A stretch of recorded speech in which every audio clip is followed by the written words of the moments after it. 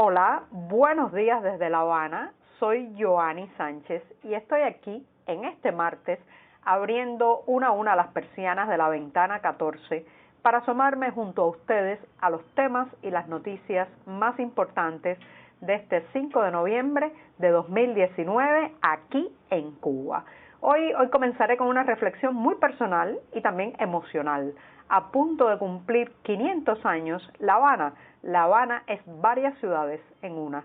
Por otro lado, un gran número de multas contra disidentes son nulas, según el Centro Cubano de Derechos Humanos. Mientras tanto, los precios de los alimentos en los mercados agrícolas no acaban de aterrizar. Y para terminar, una pincelada cultural y teatral. En Camagüey vuelve a escena la obra La Panza del Caimán. Y bien, presentados ya los titulares, voy a pasar a revolver para tomarme el cafecito informativo. Ese que de lunes a viernes comparto junto a ustedes, recién colado, breve, un poco o bastante amargo, como saben que me gusta a mí, pero siempre necesario.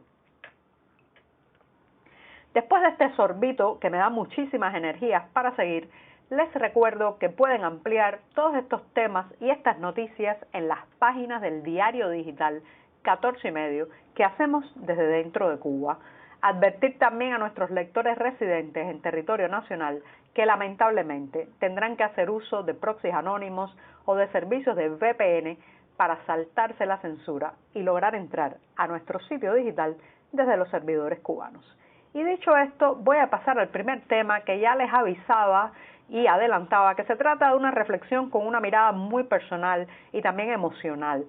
Yo nací hace ya 44 años en esta ciudad de La Habana y ahora que está a punto de cumplir 500 años de fundada esta villa de San Cristóbal de La Habana, pues me voy a permitir una reflexión que parte especialmente no solo de la cercanía del aniversario, sino también de dos noticias que me han hecho reflexionar esta semana sobre las múltiples caras de una ciudad, sus contrastes, sus luces y sus sombras, sus dolores y sus amores. La primera noticia es una noticia totalmente laudatoria de La Habana en sus 500 aniversarios, cuando ya se han presentado en la prensa oficial y también a través de las agencias de prensa internacionales una serie de obras que han sido restauradas y que pues se reabrirán al público, a los servicios, a los estudiantes incluso, justamente en los días en que esta ciudad arriba a su medio milenio de fundada. Es en el caso, por ejemplo, de esta semana, el historiador de la ciudad de La Habana, Eusebio Leal, pues ha anunciado ya el restablecimiento de la restauración del antiguo convento de Santa Clara, una obra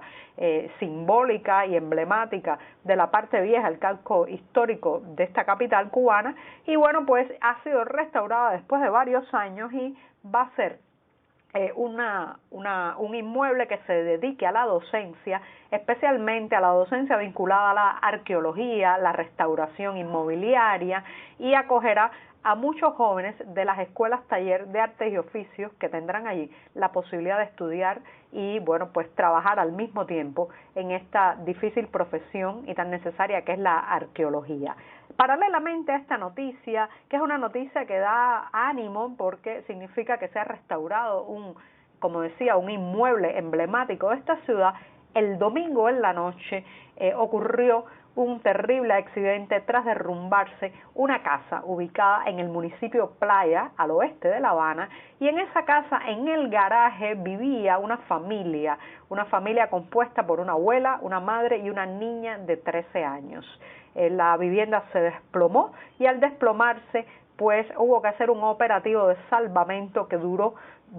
horas. Y lamentablemente la noticia que hemos confirmado en la redacción de 14 y medio es que la niña de 13 años y su madre fallecieron durante el derrumbe y su abuela está ahora mismo hospitalizada en estado bastante grave por las lesiones sufridas. En la misma semana tenemos estas dos noticias absolutamente contrastadas y diferentes. Una Habana que se renueva, que se repara, una Habana que de vista y de cara al turismo internacional y a las entidades internacionales parece renacer en partes de sus cenizas, y por otro lado una Habana que se derrumba, que se agrieta, que huele a aguas albañales, que es una Habana donde hay familias que prefieren estar bajo un techo quebrado, bajo un techo que está a punto de desplomarse antes que estar en las calles, porque como saben, en este país hay un déficit habitacional que roza casi el 1.000.000 de viviendas y claro está, ese déficit habitacional, esa ausencia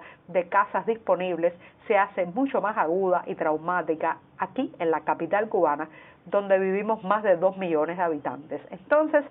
reitero, en pocas horas hemos tenido estas dos informaciones contrastadas que lo que muestran son las dos caras de una ciudad. Hay como una Habana que discurre a nuestro lado, pero no nos toca, y esa es una Habana de inauguraciones, de cócteles, de traje y corbata, de empresarios extranjeros, de diplomáticos, de nuevos ricos, de hijos de funcionarios, ministros, de apalancados económicamente, que hablan de queso parmesano, centímetros de césped, fin de semana en Cancún, y esa es una Habana que apenas se mezcla con la otra, la de los derrumbes y las carencias. Estas dos Habanas cohabitan, pero a la vez se niegan. Quien vive dentro de una, claro está, no puede imaginarse la otra ciudad que discurre, como decía, velozmente sobre ruedas, mientras hay una urbe que se añeja en las paradas de ómnibus esperando la guagua. Hay una Habana de la opulencia que se desplaza al oeste, especialmente hacia las zonas de Miramar, Cubanacán, Atabey y Jaimanita, mientras otra, la más real, la más dura, crece a saltos hacia San Miguel del Padrón, 10 de octubre, El Calvario y Fontanar, o Cayo Hueso en Centro Habana, donde esta servidora nació en 1975. Ambas ciudades coinciden y chocan, pero no pueden comprenderse. Y esas son las dos ciudades que esta semana pues han quedado más en evidencia con estas dos noticias que les comentaba. Por un lado, la inauguración, la gran noticia a los titulares de la restauración, y por otro, la trágica información de la muerte de dos cubanas sepultadas bajo un edificio en una Habana que se cae a pedazos. Y bien, me he demorado un poco en esta reflexión, pero creo que vale la pena hablar sobre la urbe que habitamos y todos sus contrastes. Y con esto me voy rápidamente al segundo tema que les comentaba, está relacionado con un informe que ha hecho una nueva entidad. La nueva entidad se llama el Centro Cubano de Derechos Humanos y hemos hablado sobre ella en esta ventana 14 a partir de su surgimiento. Es una organización independiente que recoge de alguna manera el trabajo que anteriormente hacía la Comisión Cubana de Derechos Humanos y Reconciliación Nacional. Este nuevo centro está liderado por la exprisionera política y opositora Marta Beatriz Roque y este mes de noviembre ha sacado un informe que no solamente incluye los arrestos que han sufrido activistas, disidentes y periodistas independientes a lo largo del mes de octubre y que el centro calcula sea unos 209 detenidos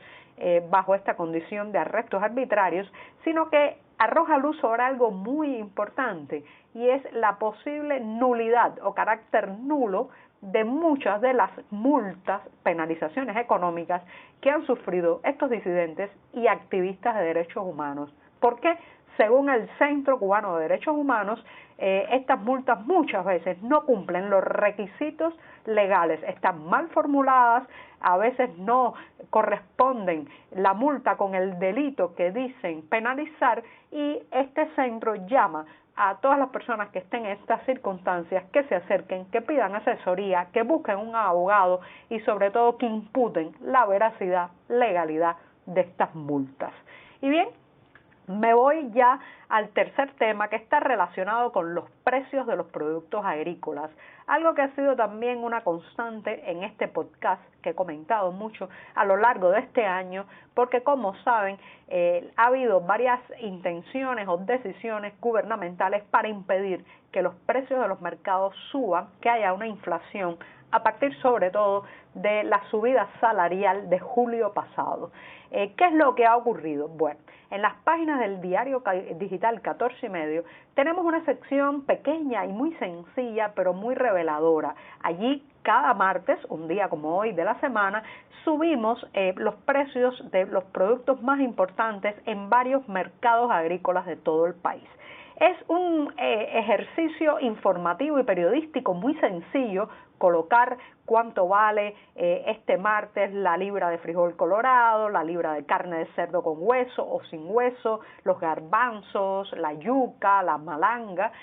pero increíblemente esta sección, que tiene mucho éxito en las páginas de nuestro diario, también decía, es muy reveladora, es un espejo que mira directamente a la realidad cubana del día a día, a los bolsillos nacionales. Por ejemplo, hoy la libra de frijol colorado en el mercado La Plaza de Santi Espíritus está rozando prácticamente los 15 pesos cubanos, una libra de frijoles colorados. Eso quiere decir que un trabajador promedio en Cuba tiene que trabajar toda una jornada para poder comprarse una libra de frijoles colorados. Pero ese precio se dispara aún más si nos trasladamos al mercado de San Rafael en La Habana, uno de los mercados mejor surtidos todavía de la capital cubana, y roza los 20 pesos cubanos por cada libra. Así que